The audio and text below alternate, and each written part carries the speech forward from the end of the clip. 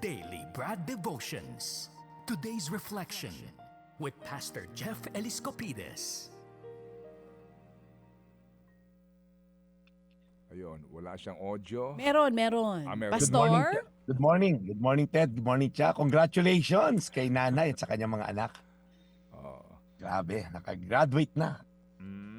At pasalamat sa iyo, Brad, dito sa araw-araw kang inaabangan ng kanilang pamilya. So again, Brad, salamat from the bottom of our hearts sa iyong sakripisyo sa ating programa. Go ahead. Alright. See you again next week, Ted. Hindi pa pala. Teka. Oo, pasimula pa lang. Okay. Simula pa lang. Alam mo, yung tumutulong sa atin na nag-e-edit ng video natin, nagpo-post ng mga social media, gumagawa ng mga images natin, nagbe-birthday yung anak ni Joseph at Diane Orquiola. Happy second birthday, Macy Grace. So, yan po. Well, ngayong umaga siya at Ted, may tanong lang ako, may nahanap po ba tayo na parang feeling mo parang may kulang pa rin? Despite sa maybe success in a worldly perspective sa batayan ng mundo na to, despite sa karangyaan, accomplishment, alam mo yon, parang may kulang pa rin. May trabaho ka, magandang, may income ka and all, may kaalaman ka, pero deep inside parang may emptiness at meron kang parang hinahanap. Ganyan po yung kwento ng mga wise men. Sila po yung mga well-educated, influential, respected scholars, may access po, kumbaga sa Malacanang during that time, yung kanilang mga hari, may direct access sila. Pero nung nakita nila doon yung stars, hindi nila sinabi na busy kami. Alam nila, senyales yun na may pinanganak na King of Kings, pero napakalayo ng star. So, taon na bumabiyahe sila, almost 2 years na nilang hinahabol tong stars na to. And finally, nung nakita na nga nila po dun sa Jerusalem, na pagtanungan nila yung hari, reigning king during that time, si King Herod, sabi, saan ba makikita yung pinanganak na King of Kings and Lord of Lords, yung the next King of Israel? So, napansin nyo po, hindi lahat ng successful sa material na bagay kontento na. Itong mga wise men, meron silang nabipisil, meron silang nararamdaman. There has to be more than just this accomplishment.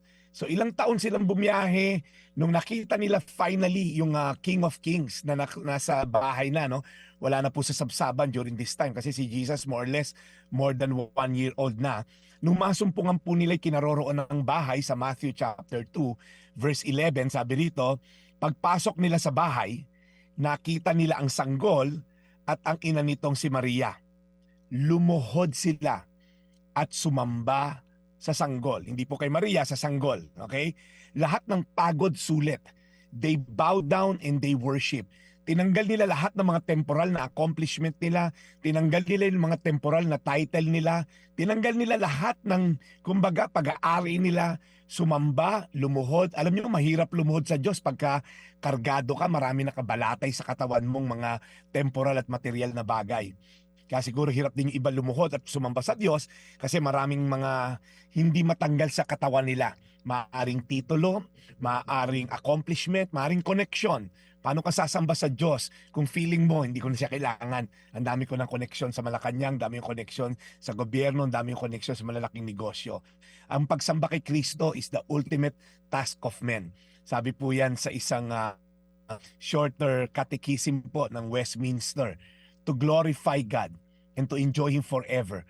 Yun po ang ultimate ending ng tao. Kaya gusto ko lang po kayong i-check yung puso nyo. Ano ba hinahanap mo ngayon? Ano ba pinupurso mo? Baka habol ka ng habol sa latest na iPhone, hindi ka masasatisfy. Kabibili mo nung latest, may update na. Next month, baka may bago na. Kabibili mo lang ng condo sa BGC, baka gusto mo na naman another one. Aeroplano naman ba susunod mong bibilin?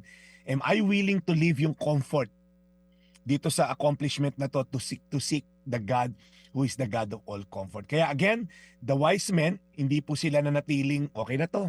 Hinanap nila ang hari ng mga hari at nung nasumpungan nila, sila'y sumamba. Mateo 2:11, pagpasok nila sa bahay, nakita nila ang sanggol at ang ina nitong si Maria, lumuhod sila at sumamba sa sanggol. Tayo po'y manalangin, Panginoon, ngayong Pasko na to, wag mo kami ilayo sa tunay na diwa ng Pasko. Huwag kaming ma-excite sa 13 months, sa Christmas bonus, kay Santa Claus. Lord, lahat to ay side issue lamang. Ang totoong diwa ng Pasko, dumating ang hari ng mga hari, Diyos ng mga Diyos, si Jesucristo na aming tagapagligtas upang tubusin kami sa aming mga kasalanan. Dahil kung hindi siya bumaba sa lupa, kaming lahat ay papunta sa impyerno because the wages of sin is death. At siya ang nagbayad ng aming utang sa Ama, ng mga utang namin sa kasalanan na dulot na aming mga kasamaan. So Panginoon, salamat po. Ang diwa ng Pasko, bumaba ka sa lupa upang iligtas kami at kami makasama mo habang buhay one day. Ang trabaho namin, to seek you, to worship you, and to enjoy your presence every day. In Jesus' name, Amen. Amen. Salamat muli sa pakikinig namin, Panginoon, sa napakagandang aral mula kay Brad Jeff. Lord, alagaan niyo po si Brad sa kanyang pagmimisyon. At alagaan niyo po ang lahat ng mga ina na tulad po ni Nanay Teresita na araw-araw po walang ibang dinadasal at ginagawa at adhikain kung hindi mapaganda ang buhay ng kanilang mga anak. In Jesus' name we pray. Amen. Amen. Amen. Amen. Si Nanay umiiyak. Opo. Kaligayahan sa natamong biyaya. Yes. Opo. Sa ating pong mga Happy Anonymous, and to God be all the glory again. Praise Ay, God. Praise God. Amen. Praise Salamat God, na marami, Ted. Brad. Nakabuo na naman tayo ng halos 1 taon. Konti na lang, naka-1 taon na naman tayo for 2025. Praise God. Amen, amen. Tsaka sa gitna po ng mga balita po, no, na hindi kagandahan, balita po ng depressing, nakakainis, may ganitong mga balita po maliban sa ating aral today ay yung pong balita sa pamilya po ni Nanay Teresita Emprese. Amen. O, diba? We are impressed. Oo, sa pamilya Emprese. Okay. So, Senyor, have a good week and Brad Jeff. Maraming salamat sa mga naka-tune in sa atin. Walang sawa. Jenny, Chua sa Valenzuela, ang ating kaibigan si Butch Jimenez, of course ang PLDT naka-tune in din. Thank you for acquiring some books.